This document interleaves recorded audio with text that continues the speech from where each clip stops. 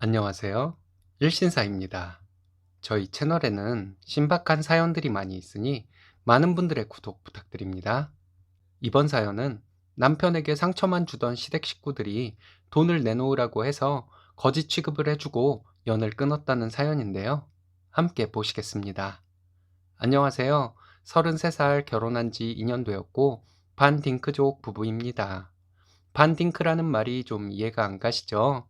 저는 아이가 꼭 있어야 한다고 생각하지 않는 사람이고, 신랑은 아이를 키울 자신이 없다고 하는 사람입니다.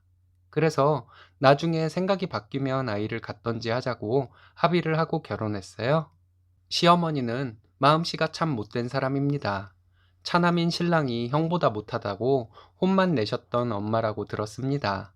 신랑이 고등학교 졸업하고 돈 없다며 공부도 어느 정도 하던 신랑을 전문대 가라고 해서 신랑은 전문대 졸업하고 취직해서 부모님과 거의 연을 끊고 살았대요. 전문대 다니는 동안 학비도 신랑이 직접 벌어서 해결했다고 합니다. 신랑이 저와 만나서 연애를 시작하고 결혼 얘기가 오가면서 부모님과 다시 왕래를 하게 되었는데 집은 저희 둘이 모은 돈으로 아파트로 샀습니다.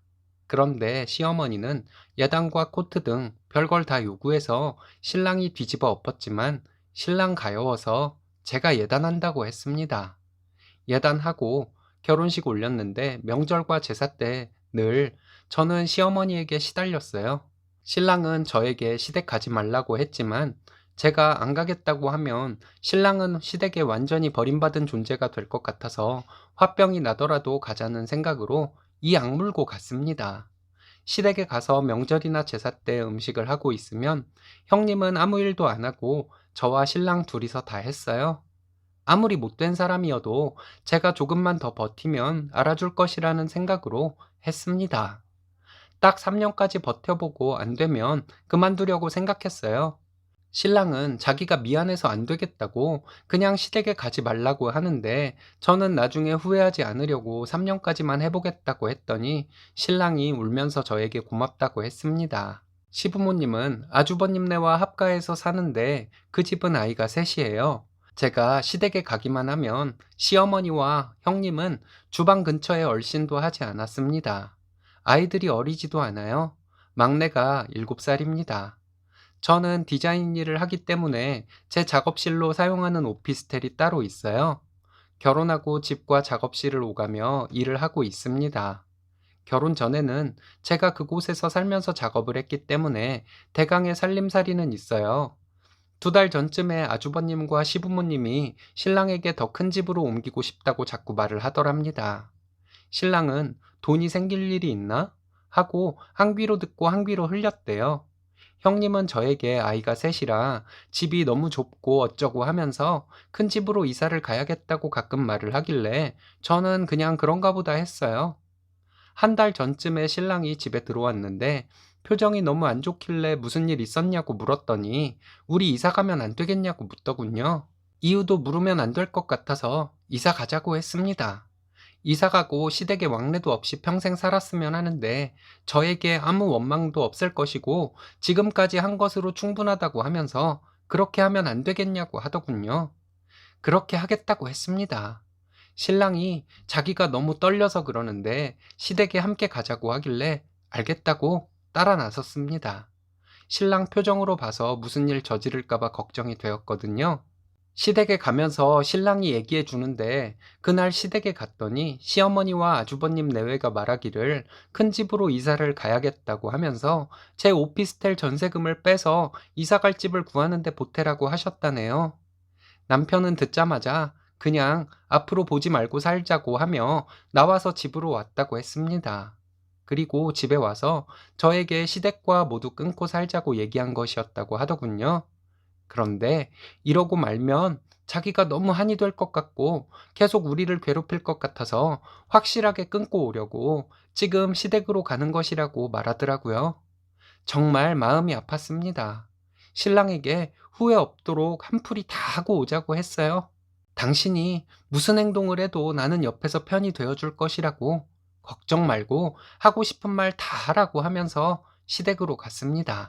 시댁에 들어가자마자 신랑은 시어머니에게 작별 인사를 하러 왔다고 말했습니다. 놀란 표정으로 있는 시댁 식구들에게 신랑은 이건 가족이 아니라 거짓대들이라고 하면서 자식을 돈으로 보더니 이제는 며느리 돈도 뺏으려고 드는데 당신들이 양심이 있는 사람이냐고 소리를 질렀어요.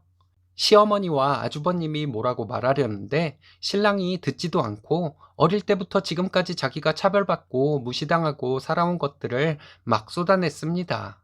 앞뒤 안 맞게 그저 한풀이로 소리 지르며 쏟아내는 신랑이 너무 가여워서 저는 눈물이 나려 하는데 꾹 참고 시모와 아주버님 내외를 노려보고 있었습니다.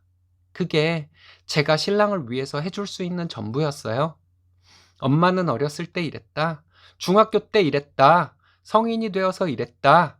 이제 우리 가진 것을 당연하다는 듯이 뺏으려 든다. 하면서 신랑은 울부짖듯이 말했습니다.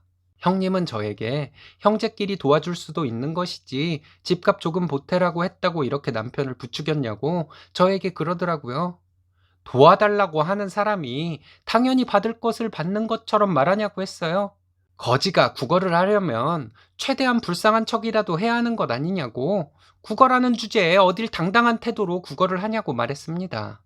아주버님이 누가 거지냐고 소리 지르니까 신랑이 너랑 니네 부모, 네 와이프가 거지라고, 국어라는 법도 모르는 거지라고 소리를 질렀습니다.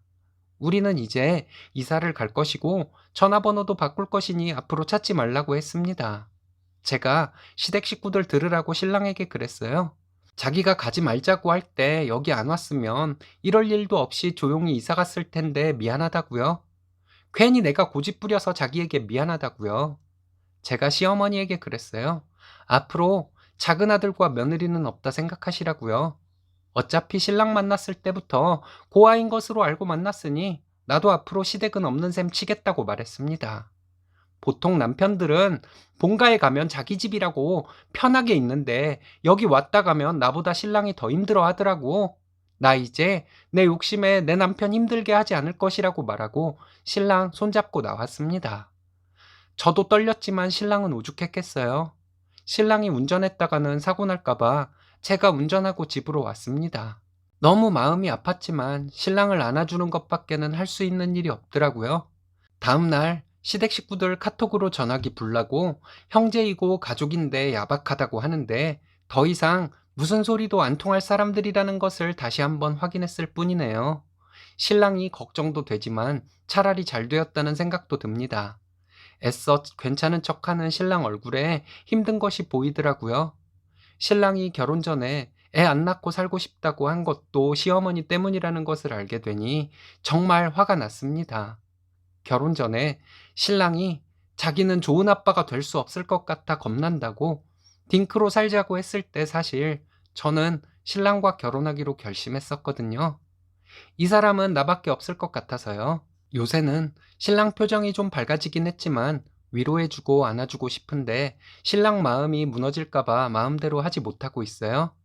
좀 더 시일이 지나면 많이 안아주고 그땐 그랬지 하며 편하게 얘기할 수 있는 날이 오겠죠? 어제 이사갈 집 계약하고 왔습니다. 우리 신랑 힘내도록 여러분들이 함께 기도해 주셨으면 합니다. 끝까지 읽어주셔서 감사합니다.